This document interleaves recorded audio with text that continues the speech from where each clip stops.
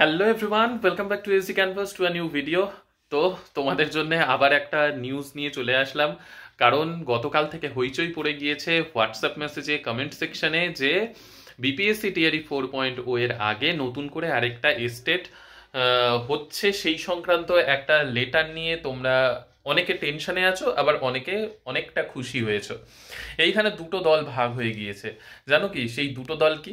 এক হচ্ছে তুমি যে এস্টেট ক্লিয়ার করে ফেলেছো, আর এক হচ্ছে তুমি যে এখনো পর্যন্ত এস্টেট দেওয়ার সুযোগ হয়তো পাওনি আগের বারেরটায়, বা কোনো কারণে দেয়া হয়নি।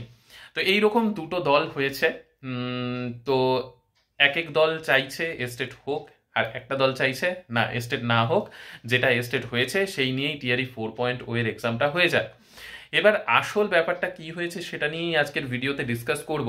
তো দেখো, দুটো দল হয়েছে, তার মধ্যে কেউ চাইছে হোক, কেউ চাইছে হোক না হোক।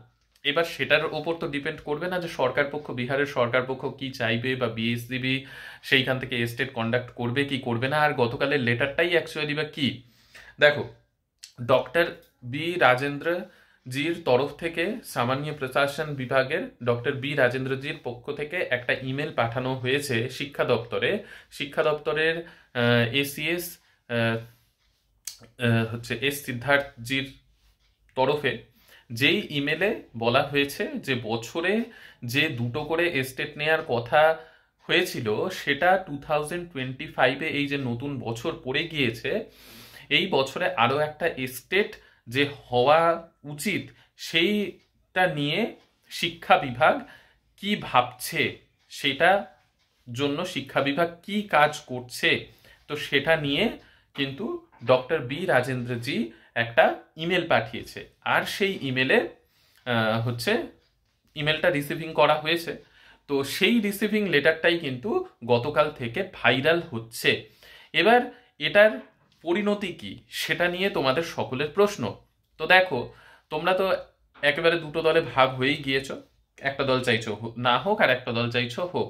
তো সেটা নিয়ে কিন্তু কোনো ফ্যাক্টর নয়, সেটার ওপর কিছুই ডিপেন্ড করবে না।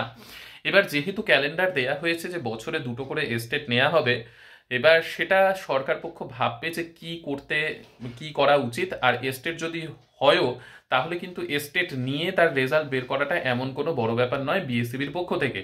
তবে এই মাসে কিন্তু কোনোভাবেই বিএসসিবি কোনো রকমের নোটিফিকেশন এস্টেট সম্পর্কিত বা কিছুই বের করবে না। আর যদি এস্টেট একান্তই হয়, তাহলে ধরে রাখো মার্চের দিকে নোটিফিকেশন আসবে, তারপর সবকিছু কিন্তু প্রসেস চলবে। কারণ এই মাসে, ফেব্রুয়ারি মাসে কিন্তু বিহারে বোর্ডসের এক্সাম চলছে।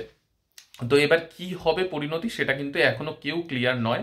তাই তোমরা একটা দল ভেবে নিচ্ছ যে আরেকটা হবে, এটা আমাদের সাথে অন্যায় হচ্ছে, আমাদেরকে এক বছর ওয়েট করানো হলো।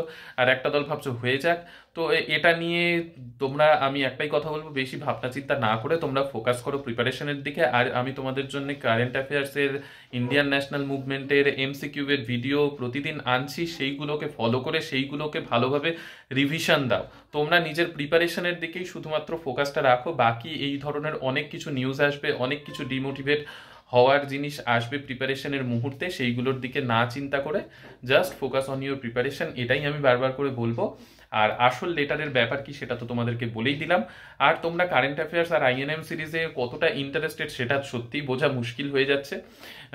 নিউজ রিলেটেড ভিডিও যেগুলো দেওয়া হচ্ছে সেগুলোতে সবার ইন্টারেস্ট খুব বেশি, যেটা তোমাদের না হওয়াটাই উচিত। যেটা তোমাদের আসল যে কোয়েশ্চেন আনসার সিরিজ, সেগুলোতে ইন্টারেস্ট দেখানো বেশি উচিত, সেইখানেই দেখতে পাচ্ছি তোমাদের কম ইন্টারেস্ট। তো এরকমটা হওয়া উচিত নয়। টিআরই 4.0 কিন্তু হবে, কিন্তু একটু ডিলে হচ্ছে। তো ঠিক আছে, ভালোভাবে প্রিপারেশন নিতে থাকো। কোনো ডাউট থাকলে অবশ্যই কমেন্ট সেকশনে জানিও। নেক্সট ভিডিওতে আবার দেখা হচ্ছে। সকলে সুস্থ থেকো, ভালো থেকো, আর সঙ্গে থেকো। বাই।